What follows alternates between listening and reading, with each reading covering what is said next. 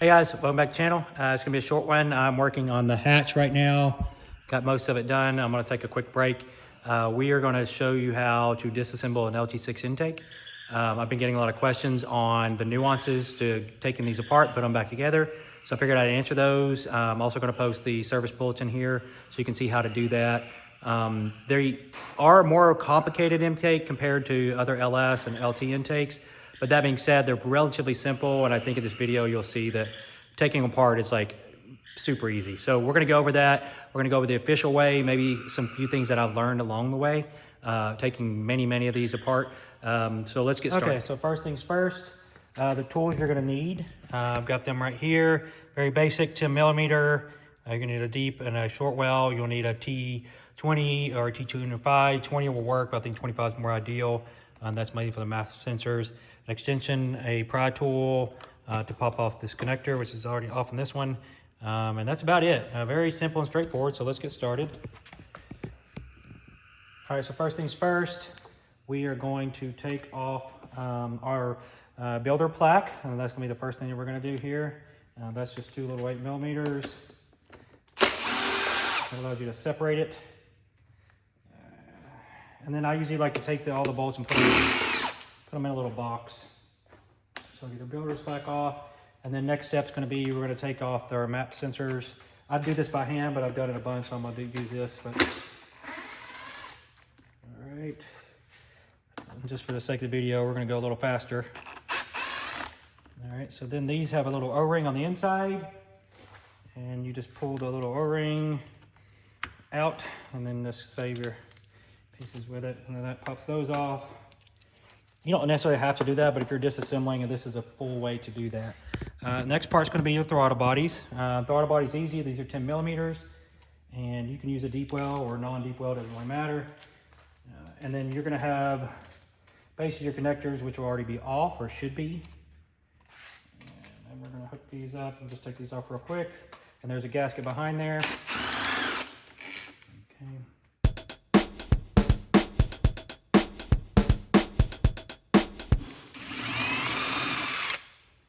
All right, so then your throttle bodies are off. That part's pretty easy peasy. And then the next thing I like to do while I have it on the top side is I'll go ahead and unpinch these little EGR valves. They just push in. To kind of show you here, you're just gonna push in and push down, and then they pop down and out. I go ahead and disconnect them so when you go underneath, you can get those loose. All right, so now you've got a bunch of 10 millimeter bolts on the top side here. And what I like to do is take all the top ones off first, flip it around, because this is a single throttle body, and this is the dual throttle body setup. So we're gonna take these top ones loose. And you really, I mean, you can kind of get a electric ratchet in there, but it's a little more difficult. And these are all gonna go to 11 foot-pounds or 15 newton meters, and that's on the manual here. I'll post that ahead. So I'll usually just take and loosen all these, pull these out by hand, and we'll go from there. And just remember it's opposite side, obviously. Loosen. This one's been apart a few times. All right. Okay. So I'm not gonna show you all that, but we're gonna pull all these off, and then the next step, we're gonna flip this over. Once those are all off, you're gonna take a 10 millimeter out over here.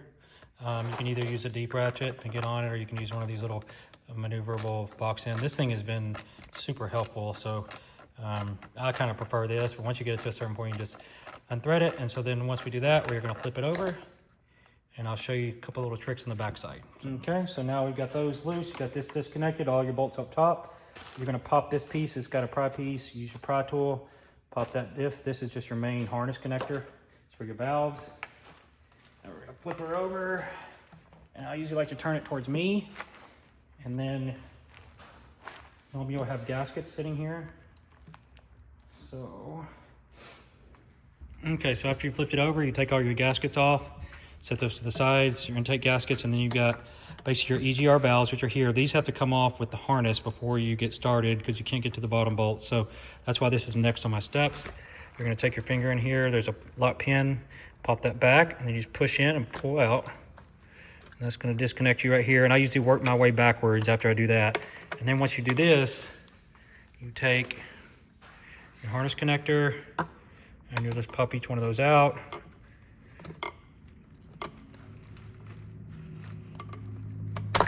kind of a pain in the butt. You're gonna work your way all the way through. You can a lot of times do these manually if you pull hard enough. You're gonna disconnect each one of these. There's a bunch of different connectors. And then you got that all disconnected there. So now you got two harnesses. There will be one that's longer than the other. That's how you know which goes where. The shorter one's always gonna go to the bottom. The taller one's gonna go to the top valve. So you pull the clip back, push in, out, clip back. You'll have to do it from the bottom. You won't be able to see it. You have to feel it. It's the same process. Clip back.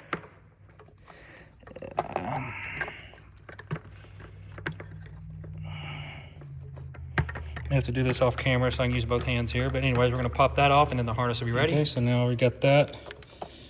Just gonna pop that loose. That's gonna take your harness. And then you got one more piece on here in the other valve body down at the bottom. Same process as the other side. You're gonna reach in, use your nail, pop the pin back.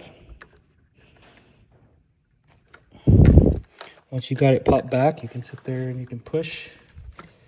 And I may have to do that off camera because of my angle that I'm at right now. But basically, I'm gonna pop that and then this harness is gonna come off. And so there's a little push pin, which I'll show you right here. This will pull back and then you push, then it pushes in. That's how this harness comes. It's just hard to do that right now on camera. I may switch real quick. Just so I can get my other hand in there.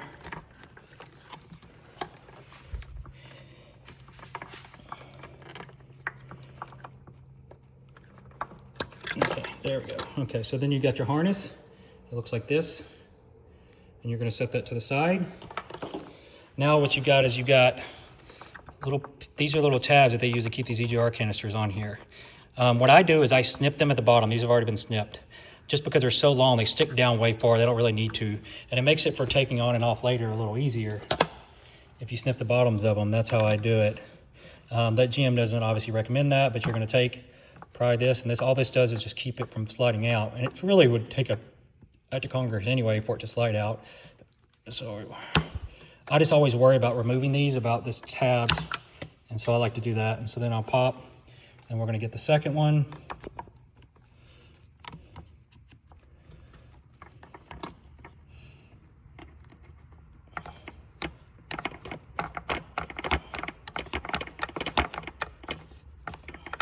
And if you have the long ones from stock, they take a little bit longer. See, those pop up a lot easier, but they're still in there secure.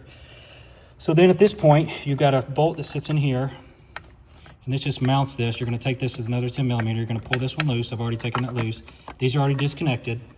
So then these can just slide out. And basically what you'll do is you'll just twist them over, and they wiggle. They sit on a gasket, kind of rubberized gasket, kind of supports them. And then you're gonna slide them over. And once you've done that, these can all come loose and out. So you've got it disconnected down here, got these loose, and then you'll see it comes out to the side. We took that loose earlier. Now we're gonna take this bracket off. So you're gonna bend this out. And once you bend this out, you're gonna pull this off of there. This comes back into place pretty easily.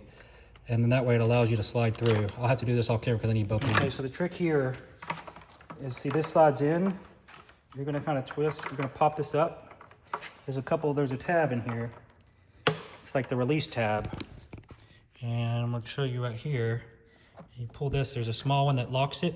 There's one above it that lets it get loose and you can get it out. So I'm gonna take my little end connector off. And now once that's loose, I can come out. And then basically you got these already out, you can twist it. And now you can just kind of turn it and slide it all the way out. And then you've got these loose. And so this is just your EGR setup. And it locks in. It's pretty self-explanatory the way it goes in. You got one turned down, one turned up. They lock in, this points out. So as long as you remember that, it's pretty easy peasy. And then that leaves us to the joining part of the intake. So now you got this loose and you started on the top ones. That's gonna come into play here now, and I'll show you in a second. If you don't do it in that order, then you're gonna have a hard time because there's a couple bolts that are hidden that you can't get to with the wrench. This down here, and then there's a bolt back here. You can't get to those without a wrench, but you can if you disconnect this and do this in this order that I'm showing you here. So we're gonna take our 10, disconnect these. Once we do this, it's gonna separate and you'll be able to get to those bolts easy, and it saves you a lot of time doing it that way. So I'm gonna do this off camera real quick and just take these off, and then I'll show you real quick. And once you got those out, you don't have to have them all, but most of them, it'll separate, and then you can get to those hard to get to bolts right here. and that one right there. And then the throttle bodies pop off, and then you can pull your gaskets off. And that's it. That's how you disassemble. You just pull your gaskets there, take each throttle body, and they'll do the reverse order to get it back together. And if you do it that way, put these on first, always put these on first, then those will be your problem children. And if you do that, and then you slide it like this, and then start hand tightening your bolts, it'll be super easy. So that's pretty much it. A lot more straightforward than you think. Putting it back in is exactly as I showed you, taking it apart. And you're just gonna slide your pieces in, lock them, very easy. I've been doing this total probably not even 10 minutes, and your intake's now apart, and you can do whatever you want to it. So there you go. All right, so if you have any questions, ask me in the comments, and thank you. One thing I didn't mention, GM wants you to take a straight edge across here. I'll post that on the screen, and just verify that your intake is not warped any and that it's sealing correctly. So basically you'll take a straight edge on each corner, make sure there's no warpage, because this is a composite manifold with heat, and that is something that can happen. So that is something, if you want to be 100% go by GM, that is something you would do.